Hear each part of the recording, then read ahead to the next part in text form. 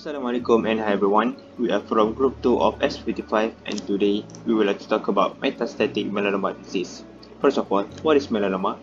Melanoma is a form of skin cancer that begins at the cell melanocytes that control our skin pigment. To be precise, it's all due to the uncontrolled growth of skin pigment cells.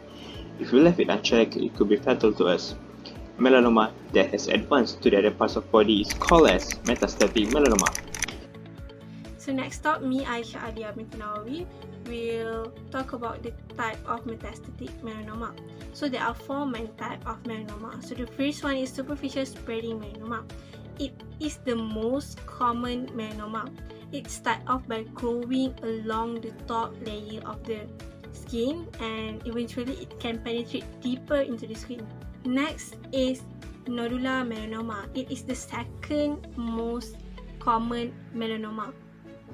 It can be aggressive because it grows very quickly, and the common features of nodular melanoma is the bump or a node that rises under the skin surface and that is firm to touch. So the third one is the lentigo maligna melanoma. It tends to develop on the face, scalps or necks. It usually affects the older people with very sun-damaged skin. The last one is the acral lentiginous melanoma. It is a rare condition that affects people of all races and all backgrounds. It is the most common form of melanoma in people of African and Asian descent.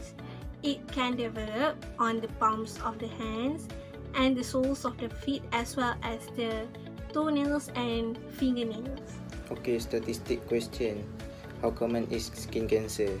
So according to Malaysia National Cancer Registry data, it's approximately 2.6% of cancer case in this country, Malaysia. We proceed to survival rate. So for 5 years, it's only 15 to 20% for those who survive with melanoma, and for 10 years, it's only 10% to 15% only. So we're moving to the risk factor of melanoma disease. So for the first is a family history. About 10% of people with melanoma have a family history. So for second, the fair and sensitive skin. The risk is higher for those who have the fair and sensitive skin. Next, freckle. For people with freckle will increase the risk for developing melanoma. And the last one, sun exposure, is related to fair and sensitive skin. So for those who have fair and sensitive skin, must apply the sunscreen to their skin to protect from the sun exposure.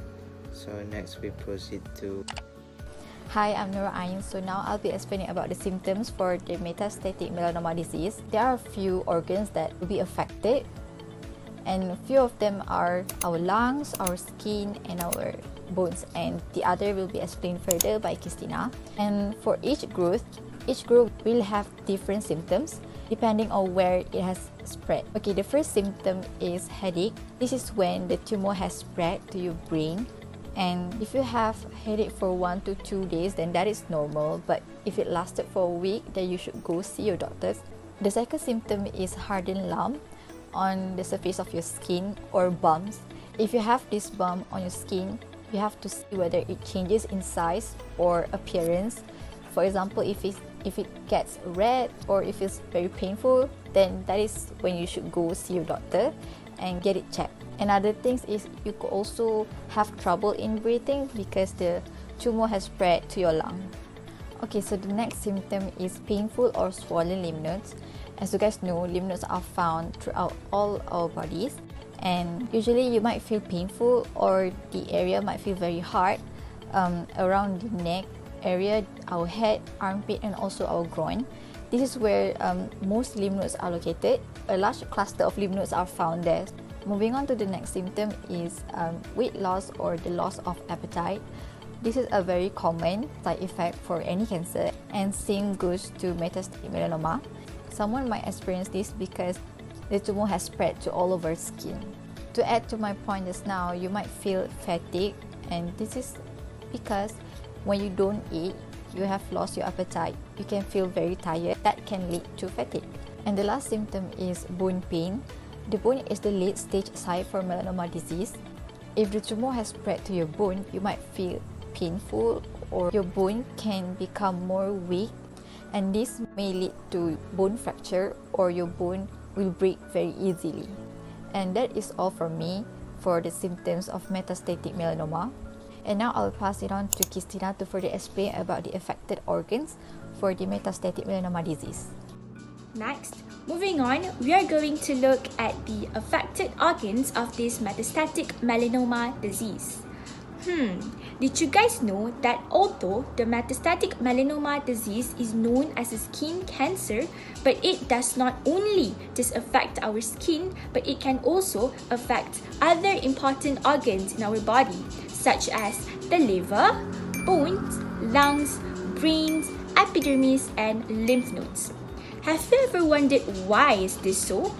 This is because the metastatic melanoma disease is known as the most aggressive type of skin cancer, as it can be fatal. How can it be fatal? How? Why is it so dangerous?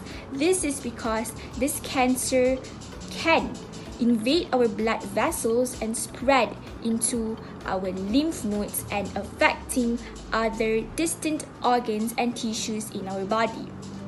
This deadly skin cancer can spread from the original site of the tumor to other distant organs and tissues in our body. This is why this metastatic melanoma disease is very dangerous and has to be cured faster. The metastatic melanoma disease happened or occurred when it affects our lymph nodes and then affects other important organs in our bodies. And that this is now known as the stage 3 and stage 4 of skin cancer, which is also called as the metastatic melanoma disease. Here are some of the signs to look for. First, we have the nodular. The nodular looks somewhat like a mole but a little larger, about approximately 4 mm. It can be a single colored or it has a various pigmentation, often black, red, or skin colored. The surface could be smooth, rough, or crusted. Depends on how long you've had the nodular. And next, it might have an ulceration or bleeding, and it can be itchy or has a stinging sensation. Next, we have an acrylanthogenous. Acrylanthogenous is somewhat the same as nodular. The difference is in size. It can be a lot larger, about 6 mm, and it usually appears on the palm or the sole. Next, we have amelanotic. It has little to no pigmentation and can be clinically challenging to diagnose. And it has a white milky red area surrounding the amelanotic, which is often called a polymorphous vascular pattern that has white lines. Next, we have metastatic. Metastatic is a stage 4. It grows rapidly within the epithelial tissue and can be under the skin surface, usually firm to hard, but in some cases it can be soft. Often metastatic is black or red in color. There might be an ulceration and bleeding. In most cases, metastasis arises within the dermis. Once you have been diagnosed with metastatic melanoma disease, there are a few treatment plans to treat the disease. So first, we have target therapy. Target therapy uses certain drugs to target certain types of mutated cell. So instead of using drugs that target all quickly dividing cells, like chemotherapy drugs, it targets certain cells. Next, we have immunotherapy. Immunotherapy uses the body's own immune system to fight off cancer cells like melanoma, and usually given to those who has developed stage 3 melanoma which are inoperable. Lastly, we have the old classic chemotherapy that uses drugs to target fast dividing cells, no matter whether it's healthy or cancerous.